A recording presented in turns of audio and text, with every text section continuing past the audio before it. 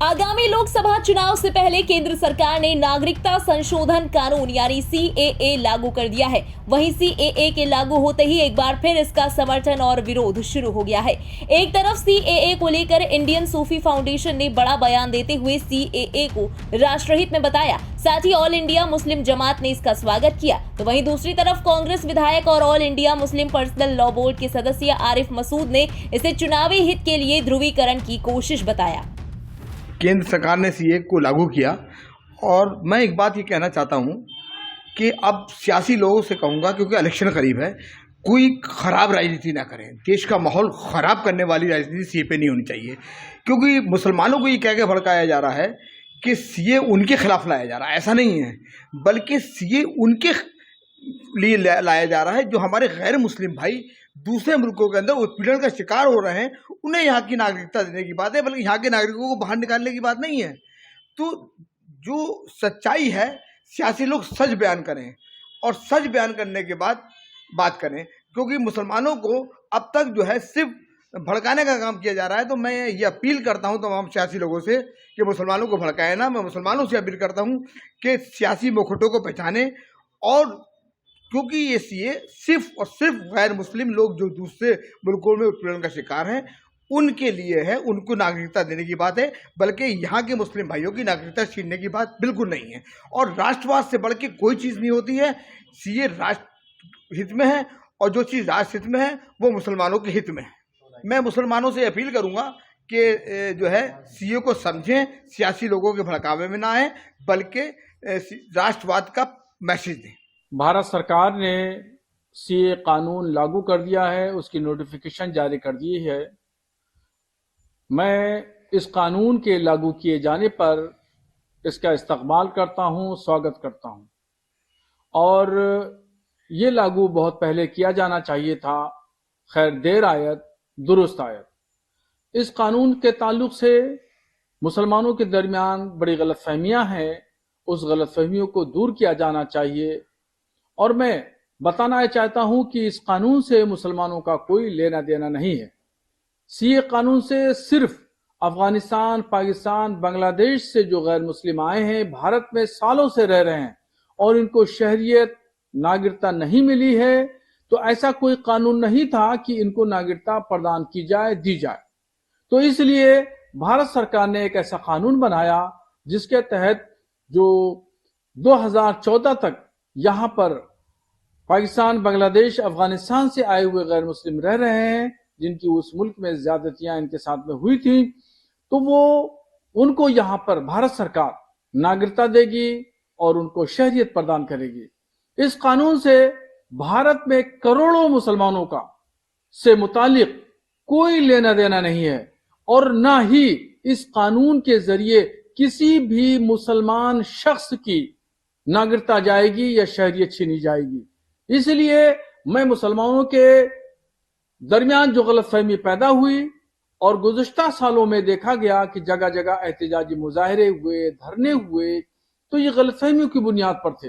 कुछ लोगों ने, पॉलिटिकल लोगों ने मुसलमानों के दरमियान गलतफहमियां पैदा कर दी गई थी, मगर अब बहुत हद तक तमाम चीजें दूर हो चुकी हैं। मैं तमाम मुसलमानों को मशवरा दूंगा कि अफवाहों पर ध्यान न दें और जो ये मुसव्वदा है इसको पढ़ें। मैंने इसका गहराई से मुताला किया है और मैंने पढ़ा है। इस मुसव्वदे में कहीं भी किसी भी ताल्लुक से मुसलमानों से कोई इसका लेना देना नहीं है, और न ही मुसलमानों की नागरिकता या शहरियत उनकी छीनी जाएगी या उनकी शहरियत पर कोई सवाल चिन्ह लगेगा। इसलिए मुसलमानों को इत्मीनान रखना चाहिए और न इससे घबराने की जरूरत है और न ही इससे डरने की। देखिए, ये गलत समय पे डिसीजन लिया है। चुनाव से पहले इस तरह की जल्दबाजी करने का क्या मकसद है? और ऑलरेडी एक सीए का कानून था और उसमें क्या ऐसा अर्जेंसी आ गई थी, क्यों इस तरह करा? सब समझ रहे हैं ये एक सिर्फ नफरत और ध्रुवीकरण और चुनावी एजेंडा बनाना एक उनका मकसद है, क्योंकि अपने मूलभूत जो जनता की मांगे थी वो उसको पूरी नहीं कर सके, तो सीए लाकर उसकी बिना पर ये चुनाव जीतना चाहते हैं। लेकिन भारतीय जनता पार्टी के लोगों का कहना है कि ये नागरिकता छीनने वाला कानून नहीं, नागरिकता देने वाला कानून है। हमने कब मना करा? बात तो ऑलरेडी पहले भी तो था। पहले भी तो देश के लोग नागरिकता लेते थे जो दूसरे लोगों को दी गई है। कई नागरिकता दी है ना, नागरिकता देने में कोई बुराई नहीं है, लेकिन आपको ऐसे वक्त में क्या एक एक्ट लाके ज़रूरत पड़ गई जिसको आप वो कर रहे हैं।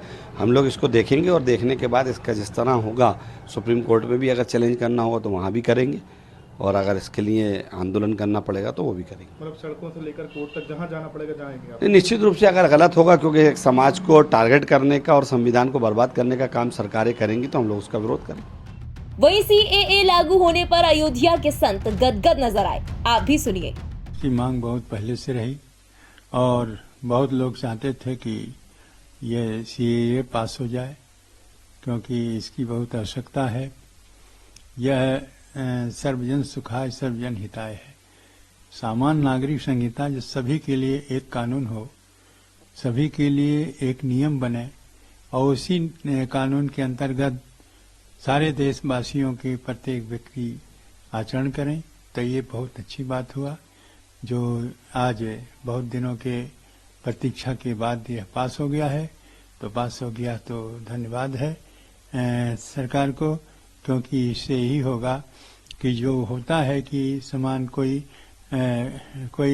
कुछ करे, कोई कुछ करे, कोई तमाम बच्चों पैदा करे, कोई अक्को बच्चा न पावे, इस प्रकार से जो समस्या रही इसका समाधान जो सरकार ने किया है, इसी को कहते हैं सबके साथ सबके विकास, इसी को कहते हैं सर्वजन हिताय सर्वजन सुखाय।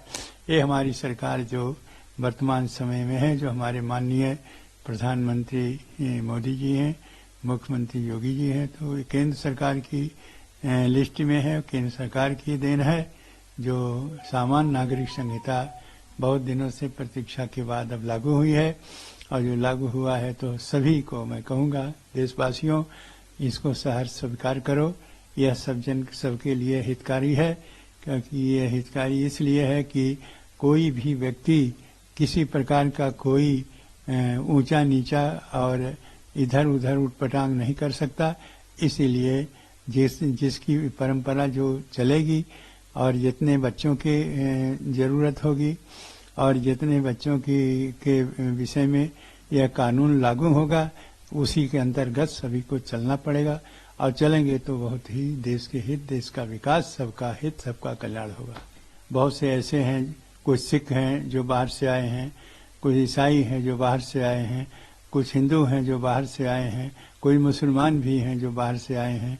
उन सभी के लिए इससे नागरिक संहिता के अनुसार सभी को अधिकार मिल जाएगा, और ये बहुत अच्छी बात है। जो बहुत दिनों से बेचारे यहाँ भारत में रह रहे हैं, लेकिन वो यहाँ के नागरिक नहीं बन पाए हैं, वो सभी के सब बन जाएंगे। यह सरकार की जो देन है बहुत अच्छी है, बहुत उत्तम है। सीए को लेकर सरकार ने अधिसूचना जारी किया है। मैं मोदी जी को साधुवाद देता हूँ, धन्यवाद देता हूँ।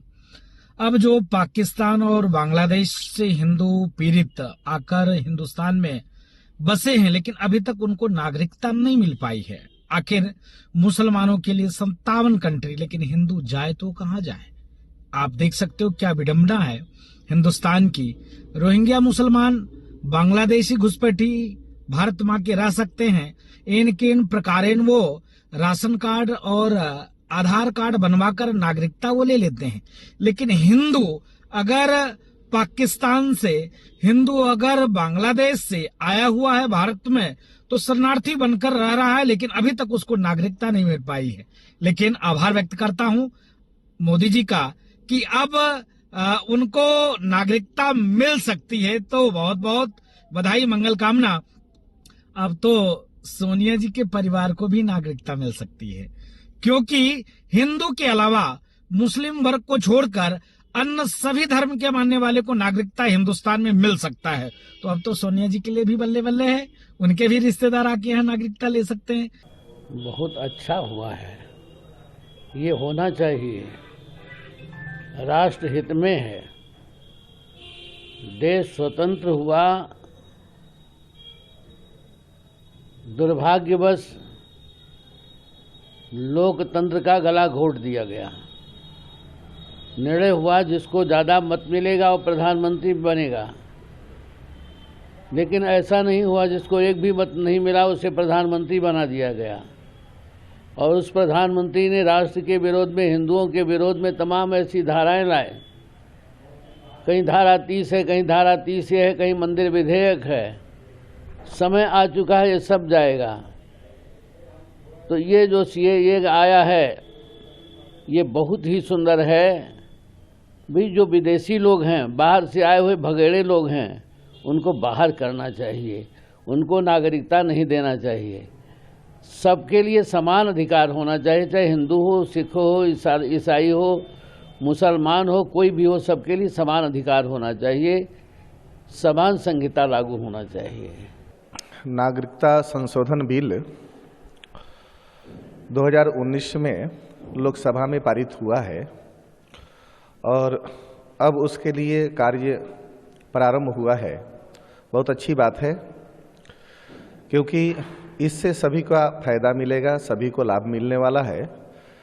और कुछ राजनेता लोग इसके लिए, विरोधी दल के लोग जनता को भ्रम में डाल रहे हैं, भ्रम फैला रहे हैं, लेकिन कोई भी भारतीय इस विषय को स्वीकार नहीं करेगा, भ्रम में पड़ेगा नहीं, क्योंकि सरकारें बहुत अच्छा कार्य किया है सरकार ने। क्योंकि पाकिस्तान, अफगानिस्तान और बांग्लादेश ये तीनों मुस्लिम कंट्री है, सभी जानते हैं। और ये तीनों मुस्लिम कंट्री में हमारे जितने भी हिंदू, सिख, जैन, पारसी हैं वो अल्पसंख्यक हैं। और मुस्लिम शासन जहाँ भी रहता है, जहाँ भी होता है, वहाँ अल्पसंख्यक बहुत कमज़ोर पड़ते हैं और बहुत परेशान रहते हैं। वो लोग परेशान करते ही हैं जानबूझ करके। और उसके पीछे दो ही रहस्य है, वो चाहते या तो धर्म परिवर्तन कर ले अथवा ये देश छोड़ करके चले जाएं। तो भय से अफगानिस्तान, बांग्लादेश और पाकिस्तान से जो भी हमारे हिंदू, जैन, सिख, बौद्धिस्ट आए हुए हैं वो भारत में रह रहे हैं, अभी तक वह भारत के नागरिक नहीं बने हैं।